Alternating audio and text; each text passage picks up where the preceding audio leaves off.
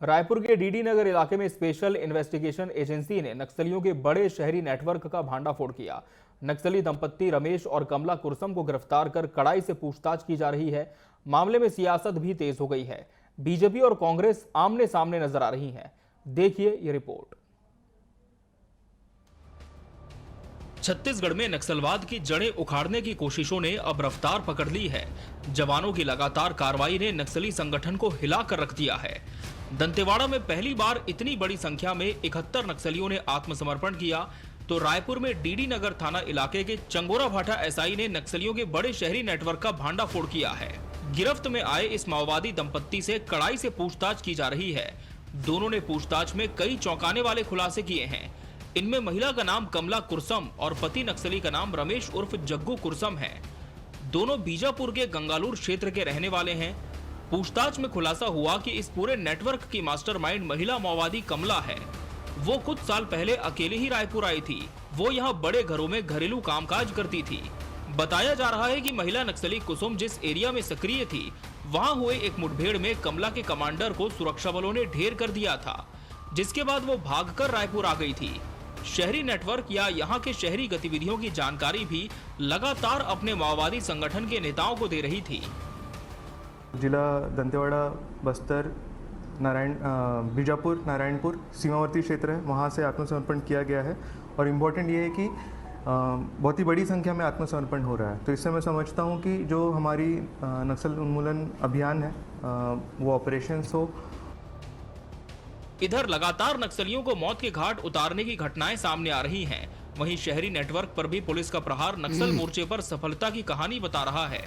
ऐसे में नक्सल समस्या को हल करने को लेकर सरकारी प्रयास पर भाजपा उत्साहित है। विधायक पुरंदर मिश्रा ने बयान दिया कि डर के कारण नक्सली इधर उधर भाग रहे हैं। नक्सली कांग्रेस भवन में होंगे तो बताएं, पुलिस जाएगी, कॉलर पकड़कर लाएगी और गिरफ्तार करेगी। कांग्रेस भवन में होंगे तो बताओ, हम जाएंगे, हमारी पुलिस पकड़ेगी। और विष्णुदेव साय की सरकार है, जहां भी रहेगी कॉलर पकड़ के खींच के लाके जेल में डालेगी। आप ये मत समझिए कि पूर्ववर्ती 5 साल का सरकार जो था, इनसे मेल जोल करके आगे बढ़ा था।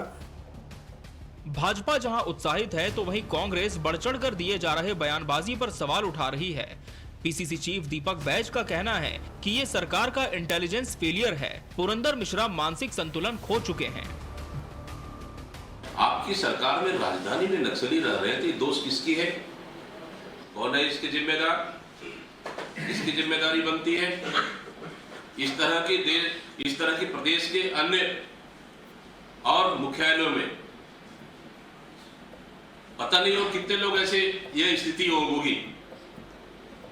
तो इसको सरकार को पता करना चाहिए। राजधानी मुख्यालय जैसे अगर इस तरह के यहाँ रह रहे हैं तो इससे बड़ा गंभीर बात क्या हो सकती है? ये पहली बार नहीं है। प्रदेश इससे पहले 15 साल की सरकार में भी कई बार ऐसे आए कि नक्सली तो राजधानी तक पहुंच गए, विधायक निवास में चिट्ठी तक दिए, सीडी तक बंटवाए। इस मामले में सियासत अपनी जगह है, लेकिन इन सब के बीच नक्सल मोर्चे पर सफलताओं की कड़ियां लगातार जारी हैं। जंगल में नक्सलियों के हौसले टूट गए हैं और इसलिए अब उन्होंने शहर की ओर रुख किया है। बताया जाता है कि नक्सलियों की रणनीति भी रही है कि छुपकर अपने आप को बचाएं और इसलिए अब ज्यादा जिम्मेदारी शहरी नेटवर्क को खोजकर तोड़ने की है। रायपुर में मिले दोनों नक्सली दंपत्ति इसी ओर इशारा कर रहे हैं। Bureau report, TV 24 news.